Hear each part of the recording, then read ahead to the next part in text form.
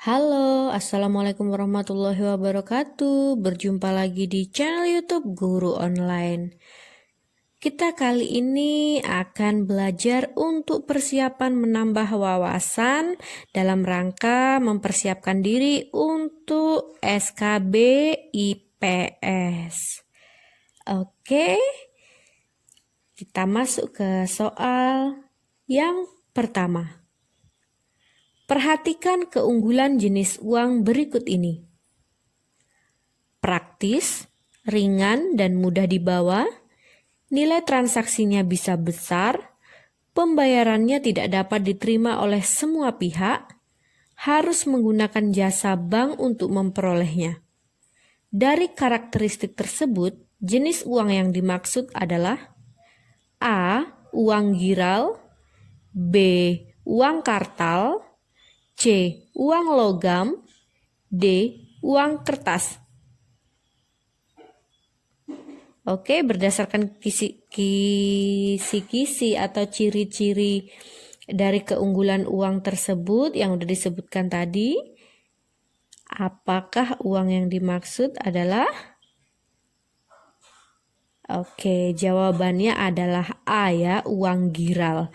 Jadi uang giral itu berupa lembar-lembar tagihan seperti cek, giro, ATM gitu. Jadi kan praktis, ringan, mudah dibawa, nilai transaksinya pun bisa besar, tetapi pembayarannya tidak dapat diterima oleh semua pihak. Lain dengan uang kartal. Uang kartal itu kan berupa uang kertas dan logam. Jadi semua pihak biasanya mau menerimanya gitu kan, memang menerima. Tetapi kalau uang giral ini tadi, cek, giro, ATM itu kan ada pihak-pihak yang kadang tidak menerima pembayaran melalui cek, giro atau ATM gitu. Oke, jadi jawabannya A ya, uang giral. Oke, kita masuk ke soal nomor 2. Fungsi utama uang adalah sebagai A. Alat pembayaran dan alat pembentuk harga, B. Alat penimbun kekayaan dan alat barter, C. Alat tukar yang sah dan alat satuan hitung, D. Alat pembayaran dan alat penunjuk kekayaan. Oke, fungsi utama ya yang ditanyakan. Sudah dijawab? Oke, jawaban yang benar adalah C ya. Fungsi utama uang adalah sebagai alat tukar yang sah dan alat satuan hitung. Oke, jadi fungsi uang itu ada fungsi utama dan fungsi turunan. Fungsi utama itu biasa disebut juga dengan fungsi asli uang gitu. Jadi kalau di Wikipedia, silakan dibuka Wikipedia ketika mencari-cari referensi, itu fungsi asli uang ada 3.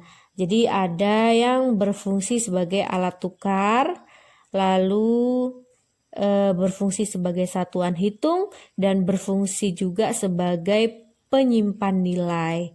Sedangkan fungsi turunannya itu ada uang itu sebagai alat pembayaran yang sah, sebagai alat pembayaran hutang, sebagai alat penimbun kekayaan, sebagai pemindah kekayaan, lalu ada juga sebagai pendorong kegiatan ekonomi, itu fungsi turunan.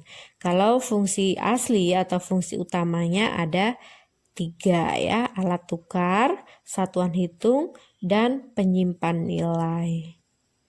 Oke. Nomor 3, dahulu ayah Siva bekerja di sebuah perusahaan asing dengan gaji yang cukup tinggi sehingga kebutuhan keluarganya terpenuhi dengan baik. Setiap bulan ibunda Siva berbelanja keperluan sehari-hari di mal.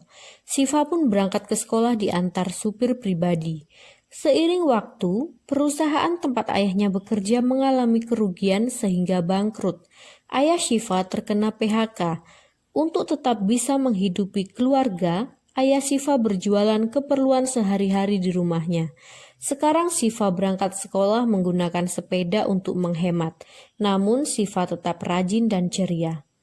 Berdasarkan ilustrasi tersebut, yang merupakan tindakan ekonomi adalah A. Syifa pun berangkat ke sekolah diantar supir pribadi. B. Perusahaan tempat ayahnya bekerja mengalami kerugian sehingga bangkrut. C. Ayah Syifa terkena PHK. D. Syifa berangkat sekolah menggunakan sepeda untuk menghemat. Oke, yang mana yang merupakan tindakan ekonomi? Oke, jawabannya adalah D. Syifa berangkat sekolah menggunakan sepeda untuk menghemat. Jadi kalau yang ditanyakan adalah tindakan ekonomi, kita seharusnya paham terlebih dahulu bahwa tindakan ekonomi adalah suatu tindakan manusia yang didorong oleh usaha untuk memenuhi kebutuhan dalam mencapai suatu kemakmuran. Jadi di sini yang berhubungan dengan upaya untuk memenuhi kebutuhan dalam rangka mencapai suatu kemakmuran itu adalah Syifa berangkat sekolah menggunakan sepeda untuk menghemat. Jadi upayanya adalah menghemat. Oke, kita masuk ke soal selanjutnya. Nomor 4. Ketika konflik antara Indonesia dan Malaysia mengenai Ambalat memuncak, rakyat Indonesia memberi dukungan penuh kepada pemerintah. Oleh karena itu, konflik dapat berperan sebagai A. Peningkat solidaritas, B. Provokasi, C. Introspeksi, atau D. Kolaborasi. Kalau yang B dan C ini udah seharusnya tidak kita perhitungkan lagi gitu ya. Oke, sekarang tinggal antara A atau D. Oke, jawabannya yang benar adalah A ya, peningkat solidaritas. Karena memberi dukungan penuh kepada pemerintah. Oke, kita masuk ke soal nomor 5. Dalam menyiasati persaingan dunia usaha, banyak cara ditempuh para pengusaha dengan mencoba gagasan-gagasan baru yang semakin kreatif. Berikut ini beberapa contoh perwujudan gagasan kreatif dalam tindakan ekonomi adalah A. Keberadaan warung tradisional sudah banyak ditinggalkan masyarakat. B. Pasar tradisional sepi pengunjung karena mal lebih menarik pengunjung. C. Angkutan umum online lebih dipilih masyarakat karena lebih murah. D. Masyarakat lebih memilih kendaraan pribadi daripada naik angkutan umum massal. Oke, manakah dari contoh-contoh tersebut yang perwujudan gagasan kreatif dalam tindakan ekonomi? Oke, nampak ya. Jawabannya yang benar adalah C. Angkutan umum online lebih dipilih masyarakat karena lebih murah. Oke, A dan B itu mirip dan D mirip juga dengan A dan B kasusnya. Oke, kita masuk ke soal selanjutnya. 6. Semakin rendah tingkat harga suatu barang, akan semakin banyak barang tersebut yang diminta. Sebaliknya, semakin tinggi tingkat harga suatu barang, akan semakin sedikit peminatan barang tersebut. Oke, konsep di atas merupakan hukum A. Permintaan, B. Ekonomi, C. Penawaran, D. Konsumen. Oke, jawaban yang benar adalah A. Itu merupakan konsep dari hukum permintaan, bukan hukum penawaran. Kalau hukum penawaran itu semakin tinggi harga, semakin banyak jumlah barang yang bersedia ditawarkan. Sebaliknya, semakin rendah tingkat harga, semakin sedikit jumlah barang yang bersedia ditawarkan. Seperti itu. Oke, kita masuk soal selanjutnya. Free Trade Agreement dimaksudkan untuk A. Memasarkan produk atau barang yang diproduksi oleh negara anggotanya. B. Menjamin kebebasan berdagang tanpa adanya pajak bea cukai ke semua negara. C. Memberikan fasilitas pembebasan tarif perdagangan kepada seluruh negara. D. Memberikan kebebasan perdagangan antara negara anggotanya dengan menurunkan atau menghapuskan tarif. Oke, jawabannya adalah D ya. Memberikan kebebasan perdagangan antara negara anggotanya dengan menurunkan atau menghapuskan tarif. Oke, kita masuk ke soal selanjutnya. Perhatikan pernyataan berikut. Barang atau jasa diperjualbelikan secara langsung, antar penjual dan pembeli tidak bertemu secara langsung, barang yang dijual seperti saham, barang yang dijual sayuran dan buah. Contoh pasar ini adalah supermarket dan pasar tradisional. Contoh pasar ini adalah Bursa Efek Indonesia OLX Traveloka. Pembayaran secara langsung atau tunai, pembayarannya melalui transfer bank. Oke, pertanyaannya, perkembangan ICT saat ini turut mendukung kreativitas pelaku usaha dalam mengembangkan kegiatan ekonomi seperti distribusi melalui pasar abstrak. Dari indikator di atas, manakah yang merupakan ciri pasar abstrak? Oke, sebelumnya tadi disebutkan perkembangan ICT saat ini. Apa sih ICT itu? Oke, perlu kita ketahui ICT itu dalam bahasa Indonesianya teknologi informasi dan komunikasi ya. Jadi yang ditanyakan juga adalah manakah yang merupakan ciri pasar abstrak dari ciri-ciri yang udah disebutkan di atas tadi. Jadi ada beberapa ciri-ciri tadi. Yang A 1, 2, 4, dan 5. Yang B 1, 4, 5, dan 7, C 2, 3, 6, dan 8, D 2, 3, 7, dan 8. Jadi titik-titik itu pengganti angka ya sebetulnya. Oke, mana?